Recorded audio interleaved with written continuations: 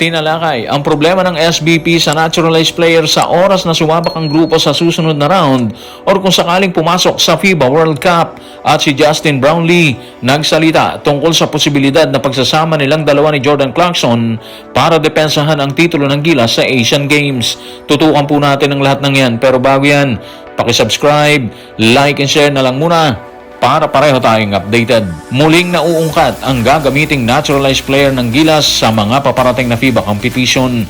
Kung pagbabasehan ng report ng The Manila Times, may problema ang SBP kung si Brownlee or Clarkson ang sasabak sa sagupaan.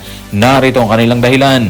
Tutukan natin ang report ng The Manila Times sa manilatimes.net. Si Brownlee ang pangunahing sandata ng team sa opensa sa unang 4 na laro. Magta-38 na siya ngayong Abril. Kaya malaking tanong kung kakayanin pa ba ng veterano ang dalawang sunod na mabibigat na laban. Isang option si Jordan Clarkson ng New York Knicks.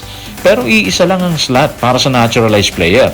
Hindi rin sigurado ang kondisyon ni Clarkson pagkatapos ng paparating na NBA playoffs, lalo na't hindi pa siya ulit nakakapaglaro para sa national team mula noong huling World Cup noong 2023. Alam nyo, malupit tong usapan na to Brownlee versus Clarkson.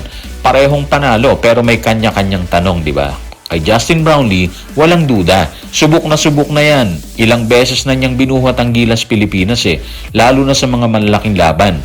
Kahit papunta na sa 38, andun pa rin yung talino sa laro, composure, clutch factor, di ba? Pero real talk, habang tumatagal, mas nababasang mabuti ng kalaban ng galaw niya. Ilang beses na siyang nakaharap ng mga teams dito sa Asia. Alam na nila saan siya titigil, saan siya titira, paano siya ikokolap sa depensa, di ba? Dagdag pa yung tanong sa katawan. Kaya pa ba ang sunod-sunod na bugbugan laban sa mas malalakas na koponan, di ba? Kay Jordan Clarkson naman, iba ang armas natin. Scoring explosion, one-on-one. Kayang gumawa ng sariling tira kahit gipit, di ba? Pero may catch din. Matagal na siyang wala sa Gilas Pilipinas mula nung 2023 World Cup. Ibig sabihin, kulang sa chemistry sa kasalukuyang sistema at sa mga bagong kasama niya dito. Hindi ito basta plug and play lang kasi. Kailangan siya ng adjustment timing at pakiramdam sa loob ng court. Plus, hindi rin sigurado yung kondisyon niya galing sa mahabang NBA season at playoffs. Sa dulo, hindi ito usapan kung sino ang mas magaling kasi pareho silang elite. Ang tunay na tanong, sino ang mas swak sa kailangan ng team? Sino ang mas may kakayahang mag-adjust sa sitwasyon ng Gilas, di ba? Tapos yung mas handang sumabak agad kahit kulang sa oras ang preparation at mas kayang magdala ng team sa crucial moments, lalo na sa dikdigang laban, di ba? Yung huli, sino ang mas babagay sa sistema at sa galaw ng buong lineup? Hindi lang sa sariling laro, di ba? Kasi kahit gaano kalakas ang pangalan sa international game, fit, chemistry at timing ang tunay na laban. Samantala, hindi naman itago ni Justin Brownlee ang excitement ng makapanayam ng media tungkol sa posibilidad na pagsasama nila ni Jordan Clarkson sa Gilas para sa Asian Games. Ayon sa kanya, makakatulong ng malaki si Clarkson sa kanilang hanay.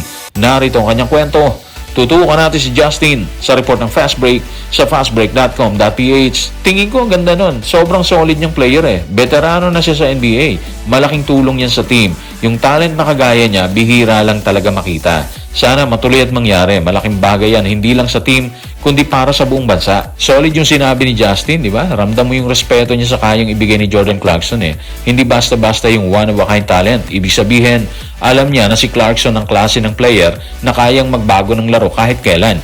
Kung titingnan mo, ito yung mga kayang dalahin ni Clarkson base sa punto ni Justin Brownlee. Una, elite scoring. Kaya niyang gumawa ng puntos kahit dikit yung depensa, di ba? Pangalawa, shot creation.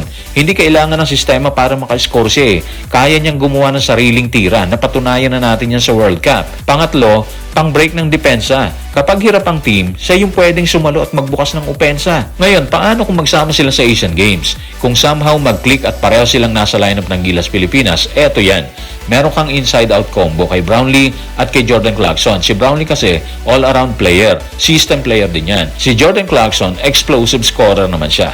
Pangalawa, lalawak yung opensa. Hindi lang nakaasa sa isa, di ba? Pangatlo, mas mahihirapan ang kalabang pumili kung sino yung babantayan nila doon. Pero, Kung hindi makasama si Clarkson, ito yung posibleng mangyari. Babalik sa proven formula kay Brownlee. Pangalawa, mas aasa sa system at sa chemistry, which is yun ang ginagawa ni Coach Tim Cone sa ngayon. Pangatlo, kailangan mag-step up ng locals, lalo na sa scoring at sa tres. Ibig sabihin, sa depensa ng titulo sa Asian Games ngayon 2026 sa Japan, kapag kumpleto at may Clarkson, mas mataas ang ceiling, kayang makipagsabayan sa kahit anong powerhouse team dito sa Asia. Kapag wala siya, si Jordan Clarkson, may chance pa rin, pero mas dikit ang laban at kailangan perfect ang execution. So guys, maraming salamat.